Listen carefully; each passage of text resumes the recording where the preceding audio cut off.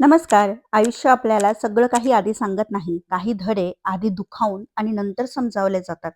ज्या लोकांवर आपण सर्वात जास्त विश्वास ठेवतो, ज्या गोष्टींना आपण सर्वात जास्त महत्त्व देतो आणि ज्या नात्यांसाठी आपण स्वतःलाच विसरतो, कधी-कधी आयुष्य आपल्याला तिथेच थांबवून विचारतं, की तू या प्रसंगातून किंवा ह्या गोष्टीतून तू काय शिकली आहेस? नमस्कार मैत्रिणींनो, कशा आहात तुम्ही सर्व? आय होप तुम्ही खूप मजेत आणि मस्त असाल. तर हा ब्लॉग आहे नागपंचमीच्या आदल्या दिवसात आणि नागपंचमीचा सुद्धा असे 2 ब्लॉग मी एकत्र केलेले आहे. तर इथे आम्ही ब्रंचसाठी बनवत आहे मस्तपैकी कोबीचे पराठे. कोबी बारीक किसून घेतला. त्यामध्ये जे एक थोडंसं मीठ लावून ठेवलं, एक्स्ट्राचं पाणी काढून ठेवलं आणि त्यानंतर जे बेसिक आपले मसाले असतात, थोडंसं मी याच्यामध्ये तीळ पण टाकलेली आहे आणि छान असे पराठे लाटून घेतले, तेल लावून शेकून घेतले. वेगवेगळं नाश्त्याला असेल म्हणजे तर जरा चांगलं पण वाटतं आणि हे कोबीचे पराठे असे असतात, की भिजवल्यानंतर लगेचच करावे लागतात, नाहीतर कणिक फार पातळ होते. तर इतके सॉफ्ट आणि मस्त आहेत, चवदार. त्यानंतर मी जे मूग भिजायला ठेवले होते ते आता बांधून ठेवेल, पण सर्वात आधी मी पाणी नितळत ठेवते, म्हणजे मग जरा कोरडे मोड येतात त्याला व्यवस्थित. त्यानंतर मी बाहेर गेली होती. मुलाला बर्थडे पार्टीला सोडलं होतं, त्याला घ्यायला गेले होते मी. तर जाताना मला एक सफरचंदाचं झाड दिसलं. तसं आमच्या एरियात भरपूर जणांनी सफरचंदाची झाडं लावलेली आहेत आणि त्याला सुद्धा छान-छान सफरचंद आलेली आहेत. इकडे वातावरण नेहमी थंड असतं, त्यामुळे मग सफरचंद येतात. आणि बरेच लोकं लावतात सुद्धा. छान वाटतं पण बघून म्हणजे स्पेशली अशी काहीतरी वेगवेगळे फळं असतात नाही, तर ते जेव्हा अशी झाडांना बघतो ना, खूप छान वाटतं. त्यानंतर मुलांना घेऊन मी घरी आले आणि आता हा जो तुम्ही नंतरचा ब्लॉग बघणार आहे, तो आहे श्रावणी सोमवारचा, म्हणजे आजचाच आहे. मी लगेच एडिट करून लगेच टाकलेला आहे. तेव्हा तुम्हाला जर व्हिडिओ आवडत असतील, तर तुम्ही नक्की चॅनलला सबस्क्राईब करा. आपल्या चॅनलवर आपण मोटिव्हेशन, व्लॉग्स सगळं काही शेअर करत असते. तेव्हा तुम्ही जर या कंटेंटमध्ये इंटरेस्टेड असाल, तर नक्की तुम्ही चॅनलला सबस्क्राईब करा. तर खीर आणि कानोले असं असतं नैवेद्यासाठी आणि आज सोमवारची पण मी आता पूजा करत आहे आणि नागदेवांची पण पूजा करत आहे. इथे माझ्या तो मी आता पूजा करेल नैवेद्य दाखवून, म्हणजे नैवेद्यानंतर दाखवेल. सर्वात आधी कहाणी वाचून घेईल, म्हणजे श्रावणी सोमवारची आणि नागपंचमीच्या कहाणी असतात. मला लहानपणापासून त्या प्रचंड आवडतात आणि मी त्या वाचते, मुलांना सुद्धा ऐकवते. तर दाखवते तुम्हाला मी कशी पूजा करणार आहे ते. तर मैत्रिणींनो, इथे पूजेसाठी जे काही सामान लागतं, सर्व काही ते इथे मिळत नाही. अ, त्यामुळे मग जे सामान आहे त्यामध्ये मी पूजा करत असते. साधी भोळी पूजा. तर माझ्याकडे ना मी वूलचं थोडंफार शिकते तर मी एक बेलाचं पान बनवलं, कारण इथं बेल वगैरे पण मिळत नाही ना. तर मी बेलाचं पान बनवलं, गोकर्णाचं फूल बनवलेलं आहे आणि अशी छान मनोभावे पूजा केली.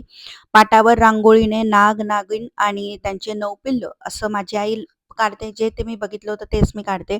महादेवांची पिंड काढली, त्याची सुद्धा पूजा केली आणि त्यानंतर नैवेद्य दाखवला. दूध, लाह्या आणि फुटाणे, साखर त्याचा जो नैवेद्य असतो तो दाखवला. दुर्वा चढवलेल्या आहेत आणि मनोभावे पूजा केली. त्यानंतर कहाणी असते, आरती असते, ते सर्व काही केलं आणि स्वयंपाकाला लागली. आणि खरं सांगते, जेव्हा आपण अशी छान पूजा करतो ना, तर प्रत्येक सणाचं एक खूप सुंदर महत्त्व असतं आणि इतकं छान प्रसन्न वातावरण वाटतं ना, खरंच घरामध्ये तो अगरबत्तीचा असा सुगंध दरवळत असतो. छान अशी पूजा केलेली असते. दिवा लावलेला असतो, आरती लावलेली असते. त्यामुळे खरंच खूप छान वाटतं आणि लहानपणापासून आपण बघतो ना, आपल्या घरामध्ये असं करतात. मग आता माझा एक छोटासा प्रयत्न हाच आहे, की मुलांनी सुद्धा ह्या गोष्टी बघाव्यात, त्यांच्या कानावर शब्द पडावेत, कहाणीचे असतील, आपल्या सणांचे असतील, त्या सणांचं महत्त्व काय आहे, या सर्व गोष्टी मी जेवढं शक्य होईल तेवढा करतच असते. तर इथं खीर बनवलेली आहे मी तांदळाची, थोडी पातळ आता वाटत असेल, पण ती उकळेल मग ती घट्ट होते. बटाट्याची भाजी आहे, तिकडे कानवले शिजायला ठेवलेले आहे, सॉरी उकडायला ठेवलेले आहेत मी. भात करून ठेवलेला आहे. वरण थोडंसंच केलं आज, कारण आज माझा उपवास आहे. तर असं सगळ्या गोष्टी आहेत. त्यानंतर मला हे काम करायचं होतं, जे कालचं होतं ते आज मी करत आहे. ते म्हणजे ग्रॉसरी पेंडिंग, ती मला फ्रीजमध्ये ठेवायची आहे. जे काही भाजीपाला आणलेला आहे ब्रिटिश स्टोअरमधून आणि जे इथे इंडियन स्टोअर आहे तिथून, दोघं ठिकाणाहून मी भाजीपाला आणते, कारण लागतोच. स व्हरायटी ऑफ भाजीपाला आणि ह्या आठवड्यात ना कडधान्यसुद्धा मी करणार आहे. त्यामुळे ते काही हे असं आठवडा होतो मॅनेज. आणि सर्वात महत्त्वाचं म्हणजे मी तर दर दिवशी काही भाजीपाला वगैरे असं आणत नाही. आठवड्यातून एकदा आणायचा, व्यवस्थित फ्रीजमध्ये निवडून चांगला ठेवायचा.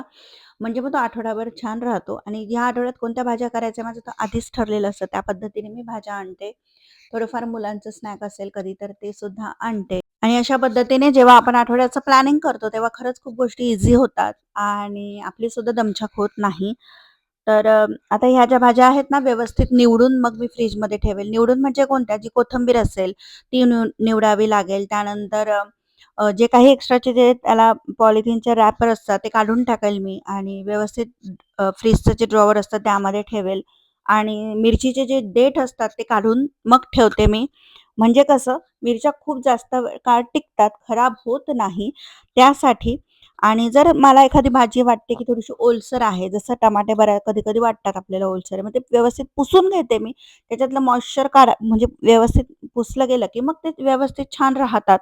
आता आधीचा टमाटा थोडासा सुरकतलेला वाटत होता, तो पहिले मी यूज करेल आणि त्यानंतर असं. तर अशा पद्धतीने कामही मॅनेज करावी लागतात.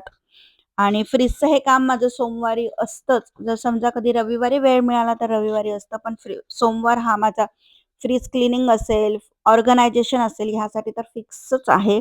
खूप कधीतरी असं होतं, की मी ते समजा कधी ग्रॉसरी आणली नसेल गेली, तर मग ते राहतं काम. नाही तर मग ऑलमोस्ट एव्हरी संडे इव्हनिंग किंवा मंडेला हे काम असतंच. म्हणजे ते एकदा झालं ना, की पूर्ण आठवडाभर काही टेन्शन नसतं.